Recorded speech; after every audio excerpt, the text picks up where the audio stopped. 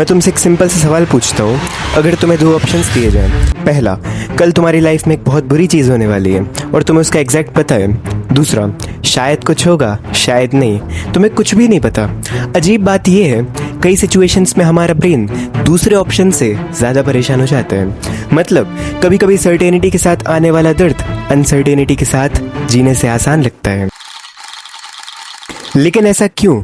और इसी एक साइकोलॉजिकल मैकेनिज्म की वजह से लोग ओवरथिंक करते हैं, गलत डिसीजंस लेते हैं, रिलेशनशिप्स खराब कर देते हैं और कभी कभी सिर्फ अपनी इमेजिनेशन के शिकार बन जाते हैं। तो आज के इस वीडियो के एंड तक तुम सिर्फ ये नहीं समझोगे कि तुम्हारा ब्रेन अनसर्टेनिटी से नफरत क्यों करता है, बल्कि ये भी समझोगे कि उसी ब्रेन को अपने फेवर में यूज़ कैसे करना है। चलो एक सिचुएशन इमेजिन करते हैं। तुमने किसी बहुत इंपॉर्टेंट इंसान को मैसेज भेजा, मैसेज डिलीवर हो गया, सीन भी हो गया, लेकिन रिप्लाई नहीं आया। 5 मिनट, 15 मिनट, 1 घंटा, और धीरे धीरे तुम्हारा ब्रेन स्टोरीज लिखना शुरू कर देता है। शायद मैंने कुछ गलत बोल दिया, शायद वो नाराज़ है, शायद वो मुझे इग्नोर कर रहा है। एक सेकेंड, तुम्हारे पास इनमें से किसी भी बात का प्रूफ है? नहीं। फिर भी तुम्हारा ब्रेन इतने कॉन्फिडेंस के साथ कंक्लूजन्स कैसे बना रहा है भाई? ये सिर्फ तुम्हारे साथ नहीं होता। एग्ज़ाम रिजल्ट का वेट, इंटरव्यू का रिजल्ट, मेडिकल रिपोर्ट्स, या फ़ोन पर आया एक message, we need to talk. Interesting बात यह है कि इनमें से आधी सिचुएशंस में प्रॉब्लम होती ही नहीं है, लेकिन प्रॉब्लम्स आने से पहले ही हमारा ब्रेन उसकी रिहर्सल कर लेता है और यहीं से शुरू होती है ओवर थिंकिंग। क्योंकि हमारा ब्रेन एक नॉर्मल मशीन नहीं है, ये एक प्रेडिक्शन मशीन है। हर सेकंड ये फ्यूचर को प्रेडिक्ट करने की कोशिश करता रहता है। अगले कुछ सेकंड्स में क्या होगा, क्या सेफ है, क्या डेंजरस हो सकता है, और जब उससे आंसर नहीं मिलता तब वो खुद आंसर बनाना शुरू कर देता है। और यहीं अनसर्टेनिटी हमारे ब्रेन की सबसे बड़ी दुश्मन बन जाती है। लेकिन यहाँ एक और सवाल आता है, अगर हमारा ब्रेन इतना इंटेलिजेंट है तो फिर ये हर बार वर्स्ट केस सिनेरियो ही क्यों इमेजिन करता है, बेस्ट केस क्यों नहीं करता? इसका जवाब छुपाए हमारे एवोल्यूशन के हज़ारों साल पहले। अगर किसी झाड़ी में आवाज़ आती थी तो 2 पॉसिबिलिटीज़ होती थी, या तो हवा चल रही है या फिर कोई शिकारी जानवर छुपा हुआ है। अगर किसी इंसान ने सोचा अरे कुछ नहीं होगा और वहाँ सच में शिकारी निकला, तो उसके पास दूसरा चांस नहीं था। लेकिन जिसने पहले ही डेंजर अज्यूम किया उसके बचने के चांसेस ज़्यादा थे।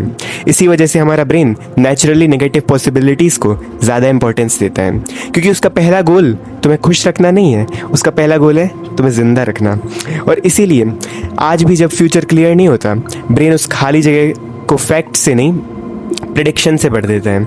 और प्रॉब्लम यहीं शुरू होती है, क्योंकि प्रेडिक्शंस बहुत बार रियलिटी नहीं होते, सिर्फ इमेजिनेशन होती है। एक इंटरेस्टिंग बात नोटिस करना, जब तुम किसी दोस्त का मैसेज पढ़ते हो तब तुम उसका टोन भी इमेजिन कर लेते हो। टेक्स्ट में टोन लिखा भी नहीं होता, फिर भी ब्रेन अपनी तरफ से फिल कर देता है। अनसर्टेनिटी भी कुछ ऐसा ही करती है। जहाँ इन्फॉर्मेशन खत्म होती है वहाँ इमेजिनेशन शुरू होती है, और इमेजिनेशन का फेवरेट जॉनर है डिज़ास्टर। लेकिन यहाँ एक ट्विस्ट है, और शायद पूरी वीडियो का सबसे इम्पोर्टेंट पार्ट भी यही है। तुम्हारा ब्रेन अनसर्टेनिटी को हेट करता है, लेकिन तुम्हारी ग्रोथ उसी अनसर्टेनिटी के दूसरे साइड खड़ी होती है। सोचो, जिम ज्वाइन करना, बिजनेस स्टार्ट करना, स्टेज पर बोलना, कैमरे के सामने पहली वीडियो रिकॉर्ड करना, नई सिटी में शिफ्ट होना, हर बड़े अचीवमेंट की शुरुआत एक ही फीलिंग से होती है, आई डोंट नो क्या होगा आगे जाकर। और इसी फीलिंग की वजह से ज़्यादातर लोग शुरू ही नहीं करते। एक बात बताऊँ, कॉन्फिडेंस एक्शन से पहले नहीं आता, कॉन्फिडेंस एक्शन के बाद बनता है। और अगर तुम सर्टेनिटी का वेट करते रहे तो शायद तुम कभी स्टार्ट ही नहीं कर पाओगे। वैसे अगर तुम इस पॉइंट तक वीडियो देख रहे हो तो एक बात तो क्लियर है, इस पॉइंट तक पहुंचने वाले लोग बहुत कम होते हैं। ज़्यादातर लोग तो पहले ही स्वाइप कर चुके होंगे। अगर तुम अभी भी यहाँ हो तो तुम सिर्फ इन्फॉर्मेशन कंज्यूम नहीं कर रहे, तुम खुद को अपग्रेड कर रहे हो। और शायद यही तुम्हारे और बिना सोचे स्क्रॉल करने वालों से बड़ा डिफरेंस है। अब सवाल ये है, अगर अनसर्टेनिटी कभी ख़त्म ही नहीं होगी तो उससे डील कैसे करें? क्या ब्रेन को रीप्रोग्राम किया जा सकता है, या हमें हमेशा इसी ओवर थिंकिंग के साथ जीना पड़ेगा? चलो इसका जवाब समझते हैं। तो फिर सवाल ये है, अगर अनसर्टेनिटी कभी ख़त्म ही नहीं होगी तो उससे डील कैसे करें? सबसे पहले एक मिथ तोड़ते हैं। तुम्हारा गोल अनसर्टेनिटी को ख़त्म करना नहीं होना चाहिए, क्योंकि जिस दिन लाइफ से अनसर्टेनिटी ख़त्म हो जाएगी उस दिन ग्रोथ भी ख़त्म हो जाएगी। असली गोल है अपने ब्रेन को अनसर्टेनिटी के साथ कंफर्टेबल बनाना। साइकोलॉजिस्ट एक प्रिंसिपल यूज़ करते हैं, जितना तुम किसी चीज़ से भागते हो उतना ही ब्रेन उसे डेंजरस समझने लगता है, और जितना कंट्रोल तरीके से तुम उसका सामना करते हो उतना ही ब्रेन सीखता है। शायद ये उतना डेंजरस था ही नहीं, इसी वजह से हर बार अनसर्टेनिटी से भागना उससे और पावरफुल बना देता है, और हर बार उसका सामना करना उसकी पावर थोड़ी थोड़ी कम कर देता है।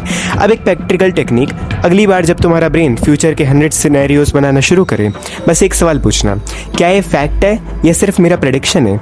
ये छोटा सा सवाल सिंपल लगता है, लेकिन ये तुम्हारे ओवरथिंकिंग लूप को कैसे तोड़ सकता है ये तुम भी नहीं जानते, क्योंकि बहुत बार हम प्रेडिक्शंस को ही रियलिटी मान लेते हैं और फिर उन्हीं इमेजिनरी सिचुएशंस के हिसाब से डिसीजंस लेने लगते हैं। एक और चीज़, हर अनसर्टेनिटी को सॉल्व करना ज़रूरी नहीं होता, कभी कभी उसके साथ थोड़ी देर बैठना भी एक स्किल होती है। जितनी जल्दी तुम हर अनकंफर्टेबल फीलिंग से भागना बंद कर दोगे, उतनी ही जल्दी तुम्हारा ब्रेन उस फीलिंग से डरना भी कम कर देगा।